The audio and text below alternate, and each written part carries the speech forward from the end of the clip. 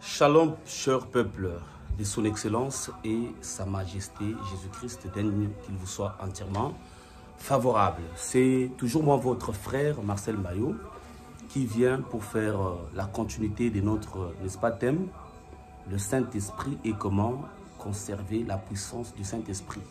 Nous avions déjà parcouru avec ces thèmes, ces questions de nous aider avec des petites exhortations de courte durée. Sur ces, je demanderai à ce que tous nos frères et sœurs, les amoureux de la parole de Dieu, de pouvoir partager massivement ces exhortations, ça pourrait aider à quelqu'un qui se trouverait dans une situation pénible et désagréable. Même vous-même qui en partagez, sachez qu'il y a toute une récompense derrière cela. Que Dieu vous bénisse. Sans perdre le temps, nous allons lire l'écriture du jour. Nous allons nous parler sur la sagesse que donne le Saint-Esprit. Parce que la sagesse que donne le Saint-Esprit nous permet à beaucoup de choses. Sachons cela dans la suite de notre exhortation. Que Dieu vous bénisse. Suivons. 2 Timothée, chapitre 2. Je prends 2 Timothée, chapitre 1, le verset 6 à 7.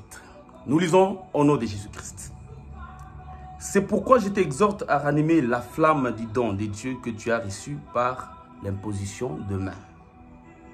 Car ce n'est pas un esprit de timidité que Dieu nous a donné. Au contraire, son esprit nous remplit de force. Premier élément à retenir. D'amour, deuxième élément à retenir. Et de sagesse. Que Dieu vous bénisse.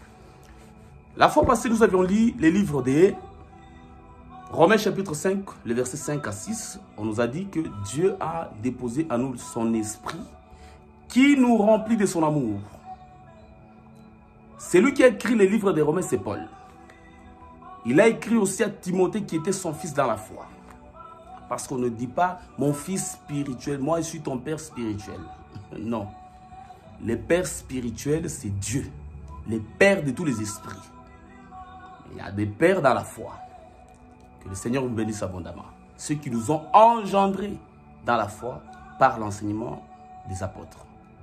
Alors ici, Paul ajoute dans 2 Timothée chapitre 1 verset 7. Un autre élément que, en dehors de la force et de l'amour que le Saint-Esprit nous donne, mais il y a aussi un autre élément, c'est la sagesse. Que Dieu vous bénisse. Eliphaz de Théman, l'ami de Job, je suis dans Job chapitre 15, verset 7 à 8 même, dit à Job que « Es-tu le premier des hommes qui fut créé avant les collines et les montagnes, à qui Dieu confie ses confidences, ses secrets. » Que Dieu vous bénisse. Vous savez, une question biblique a toujours une réponse biblique. C'est ainsi que le frère Salomon, rempli du Saint-Esprit, comprend que l'homme qui a été créé avant les collines et à qui Dieu confiait ses secrets, c'est la sagesse. Proverbe chapitre 8, le verset 22 à 28. C'est la sagesse qui a été créée avant les collines, avant les montagnes. Mais Eliphaz de Théman a vu un homme. Mais cet homme-là, c'est la sagesse. Je voudrais qu'on saisisse ces termes et les mots de Dieu dans la Bible. Tout ce que je dis là, c'est pour valoriser un peu la sagesse, que vous compreniez pourquoi le Saint-Esprit nous donne la sagesse. Parce que la sagesse aussi nous permet de conserver, n'est-ce pas, la puissance de l'esprit, que ce soit sur le plan spirituel ou sur le plan physique, ou sur le plan social, moral, matériel, etc., etc. Donc la sagesse nous permet. Écoutez, Dieu a travaillé avec les images. La loi de Moïse était ce qu'on appelle l'ombre. Et la réalité, c'est en Christ. Maintenant, dans l'ombre, qu'est-ce que nous voyons? Nous voyons David avec son fils appelé Salomon. Salomon, c'est la sagesse. Mais lorsque la sagesse est venue, elle a construit combien de choses? 2 choses. La maison de l'Éternel, ainsi que la maison royale. Rappelez-vous que Jésus était aussi appelé fils de David. En d'autres termes, Salomon. Parce que fils de David, c'est Salomon. Donc, par Jésus aussi, Dieu, comme David, a construit par Jésus, qui est la sagesse, deux choses qui nous sont citées dans Colossiens chapitre 1, versets 16 à 18, les deux créations invisibles et visibles. Voilà les deux maisons que Salomon, fils de David, physique, a construit. Mais en Christ, c'est devenu la création visible et invisible. Qui est Jésus? C'est la sagesse.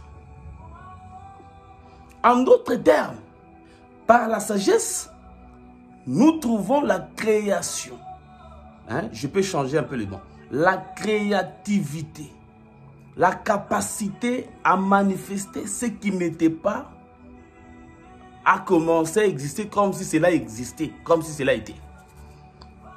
Donc la sagesse, c'est une capacité à donner les réponses aux questions spirituelles et même aux questions physiques. Est-ce que vous comprenez très bien? C'est ça l'importance de la sagesse, bien-aimé dans le Seigneur. Que le Seigneur te bénisse abondamment. C'est pourquoi Jacques dit que celui qui manque la sagesse la demande à Dieu par celui qui donne à tous sans reproche. Parce que Jacques connaissait l'importance de la sagesse. Donc la sagesse, on ne doit pas manquer. Parce que si tu te dis que tu as le Saint-Esprit, on doit voir en toi la sagesse. Bien-aimé dans le Seigneur.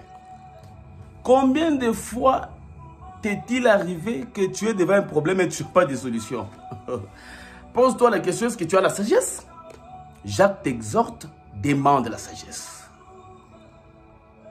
Plusieurs personnes, même devant des petits problèmes, des petits conflits entre frères, des différents, ils sont incapables de trouver des solutions. C'est par manque de sagesse. Et il y a parfois que vous voulez avoir la solution, mais parce que vous manquez la sagesse, la solution est cachée derrière la sagesse. Que ce soit dans les choses spirituelles, physiques, bien-aimés, demandez à Dieu de la sagesse afin qu'il vous la remplisse et ça vous aidera à trancher des problèmes. 1 Corinthiens chapitre 6. Vous voyez dans 1 Corinthiens chapitre 6, le verset. Vous commencez à partir du verset 1er, vous descendez. Paul a vu dans l'église qu'il y avait des gens, des ministres incapables de trancher les problèmes des différents frères. Paul s'exclama en disant, est-ce que parmi vous, il manque même un homme qui pourrait trancher, qui est sage et capable de trancher les différends entre les frères? Bien-aimé, prie pour ta vie. Que Dieu te donne la sagesse. Tu sais, il y a des petites solutions à donner aux petits problèmes, mais sauf que la sagesse qui te manque, c'est ce qui te cochonne dans beaucoup de choses. Tu as le Saint-Esprit, c'est bien, mais qui te donne aussi de la sagesse. Il faut demander cela, parce que la sagesse donne la solution aux problèmes spirituels, même aux problèmes matériels. Que le Seigneur te bénisse. Bien-aimé, nous allons continuer à la prochaine épisode. Nous sommes ensemble par l'infinie nature du Seigneur Jésus-Christ. Au revoir.